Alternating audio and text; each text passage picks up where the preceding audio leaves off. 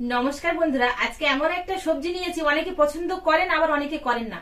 অনেকে কিন্তু এর গুণ জানেন না, আবার অনেকে জানেন, সেই জন্য খান। আর যে সকল বন্ধুরা জানেন না, আপনারা একটু খেতে চান না তিতু বলে। করলা কিন্তু আমাদের হজম শক্তি বাড়ায়, কৃমি নাশক। আর করলার সব থেকে বড় গুণ হচ্ছে এটা বার্ধক্য আসতে দেয় না। আর এটা হিমোগ্লোবিন তৈরি করে, শরীরের কিন্তু রক্ত তৈরি করে করলা খেলে। আরো করলার অনেক গুণ আছে, আমরা অনেকেই কিন্তু জানি না। আমিও কিছু কিছু জানি না, কিছু কিছু জানি। তবে এই করলা খাওয়া কিন্তু আমাদের শরীরের প্রত্যেকের পক্ষে খুবই উপকার। তো আপনাদের প্রত্যেকেরই খাওয়া উচিত। তো করলা যেভাবে রান্না করে খান না কেন, আজকে আমি এই করলা নিয়েছি। এই করলা এমন ভাবে রান্না করব, যে সকল বন্ধুরা করলা খান না, আপনারাও কিন্তু খুশি খুশি খেয়ে নেবেন, এতটা টেস্টফুল হবে। এখানে আমি একটা করলা নিয়েছি, একটা করলাতেই বানাবো রেসিপিটা। তো প্রথমে আগে করলাটা আমি কুচে নেব। আপনারা পুরো ভিডিওটা স্কিপ না করে প্রথমে থেকে শেষ পর্যন্ত আমার সঙ্গে থেকে দেখবেন, আশা করছি আপনাদের ভীষণ ভীষণ ভালো লাগবে। আমি একটা বটি নিয়েছি, বটির সাহায্যে একদম সরু সরু করে কুচিয়ে নেব। দেখে মনে হবে যেন গ্রেটারের মতো, তবে এখানে আপনারা ছুরির সাহায্যেও কিন্তু কুচিয়ে নিতে পারেন। দেখুন একদম এরকম পাতলা পাতলা করে কেটে নিয়েছি। কতটা পাতলা দেখুন, বোঝাই যাচ্ছে, মানে এ সাইডে আঙুল দিলে ও সাইডে পুরো দেখা যাবে, এতটা পাতলা করে কেটে নিয়েছি। ছুরিতেও কাটা যাবে, আর নইলে যদি গ্রেটার থাকে, আমি আগেই বলেছি, তাহলে গ্রেটারের সাহায্যে আপনারা গ্রেট করেও নিতে পারেন।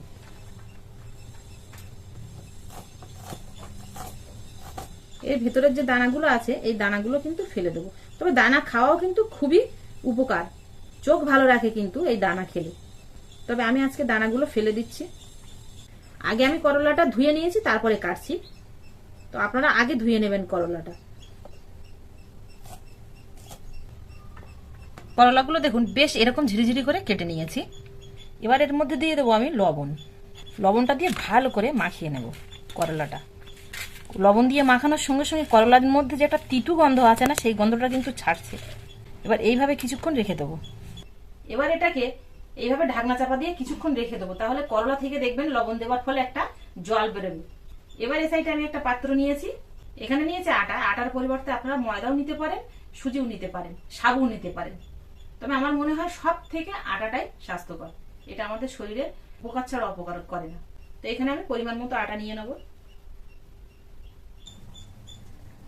এর মধ্যে দিয়ে দেবো লবণ, আর দিয়ে দেবো সাদা তেল। আপনারা কিন্তু আটার মধ্যে জোয়ান দিতেই পারেন, তবে করলা দেওয়া হচ্ছে তাই জোয়ানটা না দিলেও চলবে, সেই জন্য আমি কিন্তু দিলাম না। এবার অল্প অল্প জল দিয়ে ডোটা মাখাবো।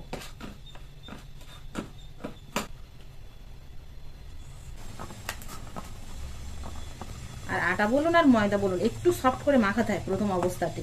পরোটা বলুন আর রুটি বলুন, যাই বানান না কেন, খাওয়ার সময় সফট থাকে আর হার্ড হয়ে যায় না বেশিক্ষণ রাখলে। আটাটা বেশ এরকম সফট করে মাখিয়ে নিয়েছি। আটাটা এইভাবে ঢাকনা চাপা দিয়ে রেখে দিই কিছুক্ষণ, তার মধ্যে আটাটা কিন্তু ভালো মতো ময়ান হয়ে যাবে।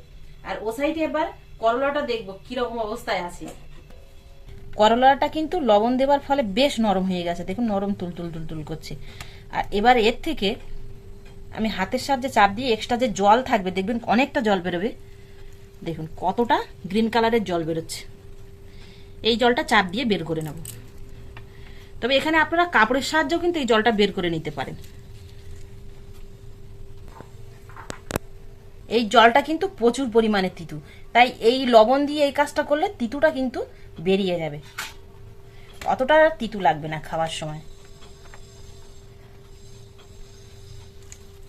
দেখুন লবণ দেওয়ার ফলে কতটা পরিমাণে জল বেরোচ্ছে। আর জল বেরোনোর পরে দেখুন পুরো একদম নরম হয়ে গেছে, মুঠোর মধ্যে চলে আসছে।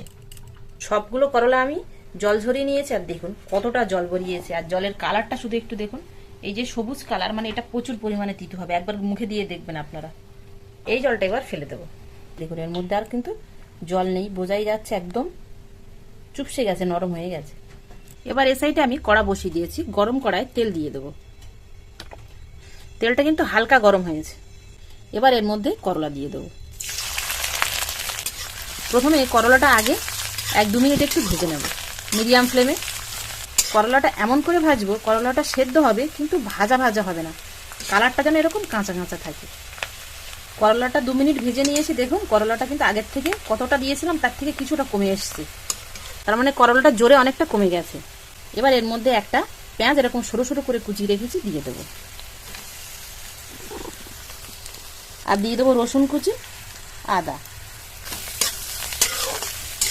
পেঁয়াজটা কিন্তু আমি একটু বেশি দিয়েছি করলা ছাড়া, তবে এখানে আপনারা করলাটা বেশি দিয়ে পেঁয়াজটা একটু কমাতে পারেন।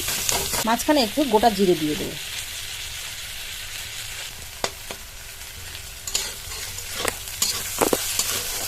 সবজিগুলো যাতে পুড়ে না যায় আর ভাজা ভাজাও যেন না হয়, বেশ এরকম একটু কাঁচা কাঁচা থাকবে। দিয়ে দেবো লবণ। উচ্ছের মধ্যে যেহেতু লবণ দেওয়া ছিল, তা কিছুটা লবণের মধ্যে কিন্তু থাকবে, তাই সামান্য এখানে লবণ দিলাম।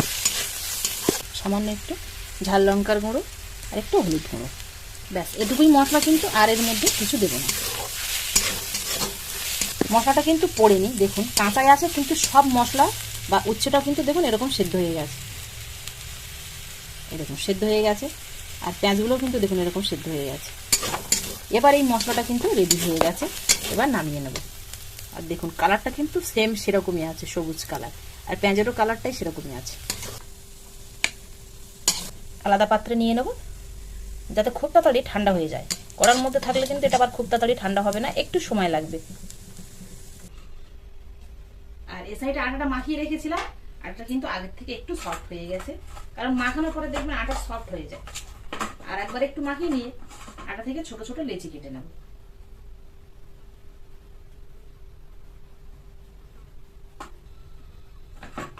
এবার একটা থালা নিয়েছি, আপনাদের কাছে বেলন চাকি থাকলে আপনারা তার মধ্যে বেলে নেবেন, তবে থালাতে একটু শক্ত থালাতেও কিন্তু খুব সুন্দর বেলা যায়।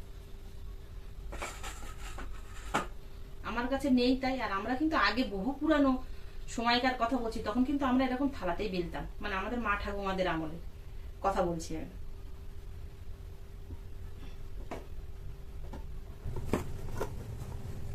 রুটিটা কিন্তু আমি এরকম গোল করে বেলে নিয়েছি। এবার যে পুরটা রেখেছিলাম, পুরটা ঠান্ডা হয়ে গেছে, ওপর দিয়ে পুরটা দিয়ে দেবো।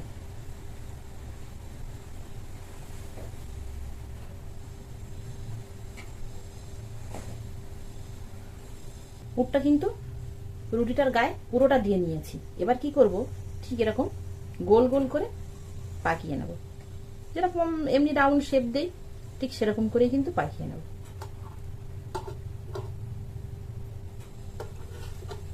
ভালো করে পাকিয়ে নিয়েছি। এবার এই দুই মুখটা এইভাবে ঘুরিয়ে নেব। এবার একটা ছুরি নিয়েছি, ছুরির সাহায্যে মাছ বরাবর এইভাবে আমি কেটে নেব।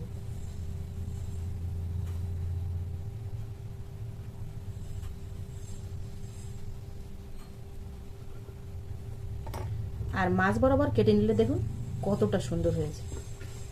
ঠিক এরকম করে মাছ বরাবর কেটে নিয়েছি। এবার এটা হালকা করে একটু এইভাবে চাপ দিয়ে নেব, উপরে একটু আটা দিয়ে নেব, আটা দিয়ে এটা আবার বেলে নেব। আর পরের বার বেলার সময় কিন্তু খুব পাতলা করে বেলার দরকার নেই, প্লেন এরকম একটু মোটা করে বেললেই কিন্তু হয়ে যাবে। এবার এটা বেলে নিয়েছি, তুলে নেব। চাটু বসিয়ে দিয়েছি, চাটুতে প্রথমে আগে তেল দিয়ে দেবো। তেলটা চাটু সব সাইডে একটু এইভাবে লাগিয়ে নেব। এটা কড়াতেও ভাজা যাবে, তাওয়াতেও ভাজা যাবে। এবার এই করলার পরোটাটা দিয়ে দেবো। একটা পিঠ হয়ে গেলে আরেকটা পিঠ উল্টিয়ে দেবো। তেল, ঘি, বাটার আপনাদের কাছে যাই আছে তাই দিয়ে কিন্তু এই পরোটাগুলো ভাজতে পারেন। আপনারা অনেক রকম পরোটা তো খেয়েছেন, কিন্তু একবার এই করলার পরোটা বানিয়ে খেয়ে দেখবেন, আশা করছি টেস্টটা একদম ভিন্ন ধরনের হবে। আর একবার খেলে আপনারা এই স্বাস্থ্যকর পরোটা বারবার বানিয়ে খাবেন। হয়ে গেছে, এবার নামিয়ে নেব। আমি যতটুকু করলার পুর বানিয়েছিলাম তার মধ্যে দুটো পরোটা হয়েছে এখানে। পরোটাগুলো কিন্তু ওপর থেকে মুচমুচে হবে আর ভেতর থেকে দেখুন ঠিক এরকম সফট।